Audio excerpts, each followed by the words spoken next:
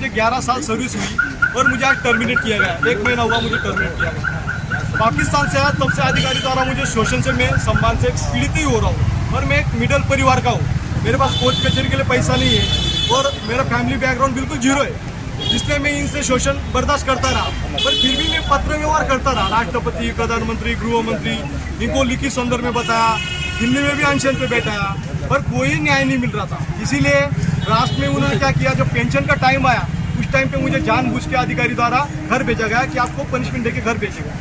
मैं पूछना चाहता हूँ, जब पनिशमेंट दिया, मैंने बताया कि 1950 एक्ट के तहत आपने पनिशमेंट दिया है, ब्रिटिश लॉ के तहत, वो बिल्कुल गलत दिया है मुझे। मेरा लिखित खत में सारी समस्या बताई थी, फिर भी उन्होंने कोई 5 साल से रिप्लाई नहीं दिया और अधिकारियों ने बराबर देखा पेंशन का टाइम आ गया जवान का, इसलिए उसको घर भेजो, डिसमिस करो। कहाँ के रहने वाले? मैं महाराष्ट्र से रहता हूँ, मेरे माँ बाप बचपन में गुजर गए, मेरा भाई भी फौज में, मेरा पूरा खानदान फौज में। लखनऊ क्यों आया? लखनऊ इसलिए आता, राष्ट्रपति यहाँ पे राजनाथ सिंह जी आए थे उनके परिवार को मिलने कल, इसलिए हम यहाँ गए थे कि लेटर दे दे।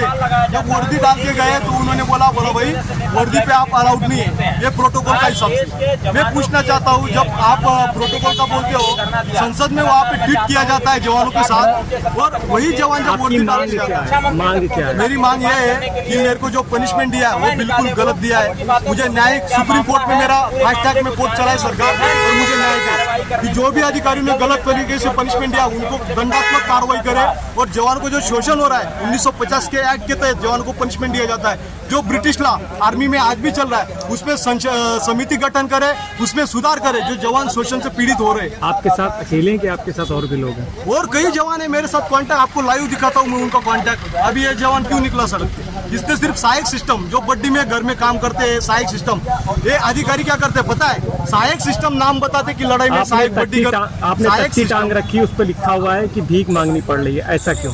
भीख इसीलिए मांगनी पड़ रही है, जब अन्याय हो रहा है। आज मैं रास्ते पे आ गया, मेरे पास 12 लाख कर्जा है, कर्जा ही नहीं चुका पा रहा हूँ, तो कोर्ट कचहरी कहाँ कर पाऊंगा? मेरा 15 महीने का बच्चा है, एक सीमा इधर आती है, उसको देश में नागरिक बनाता। मेरी मांग ये है कि मुझे कोर्ट कचहरी में पैसा चाहिए। आज मेरे पास सर्विस से टर्मिनेट किया गया, 12 लाख का लोन है मेरे ऊपर, और पाकिस्तान से आया 4 महीना सजा काटी देश के लिए, और उसी लिए देश के जवान को तो लगा सकता है भैया, शोषण किया गया। बाइक नहीं करते सारे माइक में एक साल दो मिनट दे दो, जल्द से जल्द जो भी अधिकारी होगा उसमें दंडात्मक कार्रवाई किया जाए, और जो शोषण से पीड़ित हो रहा है 1950 के एक्ट के तहत जवान को आज भी पनिशमेंट दिया जाता है, जो ब्रिटिश लॉ है, उसमें एक समिति गठन करे, इसमें संशोधन करे सरकार कि जवानों के साथ शोषण क्यों हो रहा है। जवानों का आवाज मीडिया के माध्यम से दबाया जाता है, क्योंकि बोलता है सिक्योरिटी का मामला। मैं पूछता था, तो सिक्योरिटी का मामला जब पाकिस्तान से सीमा इधर आती, उसकी जांच नहीं हो रही है, उसको तो नागरिक बना दिया, उसको टिकट भी दे रहे, और एक जवान जो दुश्मन देश से रह गया, जेल काट गया, उसको आप देशद्रोह की तरह रास्ते पे छोड़ दिया 11 साल सर्विस करने के बाद। आज मुझे पेंशन नहीं, राज्य में नौकरी करने का अधिकार नहीं। तो मैं पूछना चाहता हूँ आप सभी लोगों को, मैं आतंकवादी हूँ, इसीलिए मैंने मुहिम शुरू किया अन्याय के खिलाफ लड़ाई। जो भी जवान शोषण से पीड़ित होगा, मैं सैनिक कभी हारता नहीं। मैंने कसम खाई थी, जब भगवत गीता पे कसम खाई थी, पृथ्वी समुद्र आग पानी जहाँ कहीं मुझे भेजा जाएगा, मैं खुशी खुशी जाऊंगा अपने देश के लिए। जो जवानों के साथ अंदर की लड़ाई तो हम लड़ ही रहे, बाहर जो लड़ाई है दुश्मन से हो तो ऐसे ही जीत लेंगे, पर अंदर की लड़ाई जीतना बहुत मुश्किल है। इसीलिए मुहिम मैंने शुरू किया है, जिस तरह आज देश में आज़ाद भारत में गुलामगिरी की राह पे हम चल रहे हैं, वो रुक जाए, इसीलिए मेरी लड़ाई।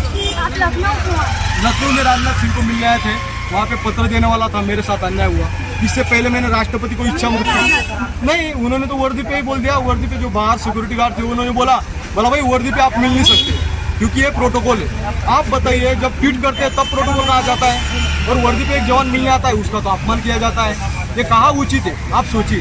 फिर हमने वो भी छोड़ा, ठीक है बोला हम सिविल ड्रेस डालते, सिविल ड्रेस डाला, फिर जैसे ऐसे धक्का मार रहे थे, फिर भी मैंने जबरदस्ती घुस घास के वैसे एप्लीकेशन पकड़ा है, पर रिसिप्ट मांगा तो रिसिप्ट नहीं मिलता है, बोला निकलो। तो बताओ कैसे एप्लीकेशन लिया, कैसे न्याय मिलेगा, कौन सी न्याय? तो दिया, हाथ में दिया मैंने, मेरे पास फोटो है, फिर भी वो नहीं होगा एक्शन। और बताओ, क्योंकि मैंने कई लेटर 5 साल से लेटर ही दे रहा हूँ, जब से पाकिस्तान से आया तब से लेटर दे रहा हूँ। मैं पाकिस्तान में गया तो मेरा मोबाइल जमा है, जिसमें बॉर्डर क्रॉस करते टाइम रिकॉर्डिंग हुई, वो रिकॉर्डिंग सुना दे सरकार, क्यों नहीं सुना? पॉलिटिक्स चलता है, आपको पता होना चाहिए देश में पॉलिटिक्स। पाकिस्तान में 7 साल में इलेक्शन आता है तब पॉलिटिक्स चलता है, और इंडिया में चलता है 5 साल में इलेक्शन आता है तब पॉलिटिक्स चलता है। ये सिर्फ जवानों के नाम पे पॉलिटिक्स चलता है, और जवानी शोषण से पीड़ित है, सच्चाई यही है। आप बताइए, कोई राष्ट्रपति प्रधानमंत्री इस बारे में बताए, या हमारे साथ लाइव डिबेट में आए, उनको बताते हैं हम पॉलिटिक्स क्या होता है। एक सैनिक के साथ पॉलिटिक्स खेल रहे हैं आप, इससे बड़ी दुख की बात न्याय नहीं मिलता, इसीलिए तो रास्ते पे आए उसने। और वो कोई भी वोट देने राहुल गांधी की बात कर रहे हो, लोगों को क्या पता भारतीय सेना, वो तो बस खाली अग्निवीर पे कह रहे हैं ना, सही है कह रहे हैं अग्निवीर अग्निवीर, लेकिन उनको अंदर की हकीकत नहीं पता है कि कितना जवान के हालात आज क्या हैं वहाँ पे। अच्छा, आप अंदर की बात कर रहे हैं कि आप सेना में हैं, क्या ज़रूरत पड़ गई सरकार को वही योजना लाने की? अब ये सर, ये सरकार बता सकती है, हम नहीं बता सकते। कोई ज़रूरत है इसको लाने की? सर ये तो आप कह रहे हैं ना, ये सरकार जो लाई है वो बता सकती है, यही तो हम भी जानना चाहते हैं, यही तो हम भी पूछना चाहते हैं कि आप किस तरीके से देश की सेना को मजबूत बनाना चाह रहे हैं अग्निवीर से। अभी बात करें आपसे, उस अग्निवीर को बदुआ मजदूर बनाया जा रहा है 21,000। बात अगर एक बार आप आर्थिक भी मदद की बात कर ले, अगर ये आर्थिक दुनिया है कहाँ भले जाए, आज यही देखो हमारे पास कुछ नहीं है, कटोरा लेके उतर गए हैं रोड में मैदान। तो आर्थिक अगर एक प्रदेश में ड्यूटी करने वाले एक पुलिस कांस्टेबल को आप 30,000 35,000 सैलरी दे दें, एक अग्निवीर को आप 21,000 में बदवा मजदूर जो सरहद पे अपना सब कुछ घर परिवार सब कुछ छोड़ के जा रहा है, अब से 21,000 दे दें यार, उतना तो ठेला लगाने वाला भी हमारे समझ से 20-22 हज़ार रुपया कमा लेता है। लेकिन उसे ये कहा जाता है कि आप पहली गोली खाने के लिए तैयार हैं, कोई भरोसा थोड़ी है कि वो कौन सी गोली लगेगी, जिंदा बचेगा, आएगा नहीं आएगा। और रही बात, मैं अब पैसे की विवाद बार बार नहीं कर रहा हूँ, क्योंकि लोग यही कहते हैं कि अरे पैसे की ये बात कर रहा हूँ। मैं अग्निवीर नहीं था, मैं पक्का हूँ, पहले वाला हूँ, लेकिन अगर देश की सुरक्षा के साथ अगर खिलवाड़ किया जाएगा तो ये मेरी ड्यूटी है। मैंने कसम खाई है कि देश की सुरक्षा को बचाने के लिए किसी भी हद तक जाना होगा, वो हम जाने के लिए तैयार हैं, यहाँ तक कि जान भी देने के लिए तैयार हैं। तो अगर देश की सुरक्षा के साथ खिलवाड़ किया जाएगा तो हम वहाँ नौकरी करने नहीं गए थे, हम देश की सुरक्षा के उद्देश्य से सुरक्षा के लिए गए थे। तो अगर देश की सुरक्षा पे आँच आएगी तो हम बोलने के लिए तैयार हैं, चाहे उसके लिए मुझे कुछ भी दो, फांसी दे दिया जाए या कुछ भी किया जाए, मैं बोलूँगा, सत्य तो बोलूँगा। अब भले ये यहाँ की पॉलिसी जो भी हो, क्योंकि अभी ये लोग कह रहे हैं भगत सिंह बन रहे हो, अरे भगत सिंह बनना यार गुनाह नहीं है। भगत सिंह देश के सबसे रियल हीरो थे, हमारी औकात नहीं, तुम भगत सिंह नहीं, तुम सोच नहीं सकते कि भगत सिंह क्या थे। जो ऐसा कह रहे हैं मैं उनके लिए ये चीज़ें कह रहा हूँ, तुम भगत सिंह को सोच नहीं सकते। सच्चे अगर देश के सच्चा अगर कोई आदमी था वो भगत सिंह।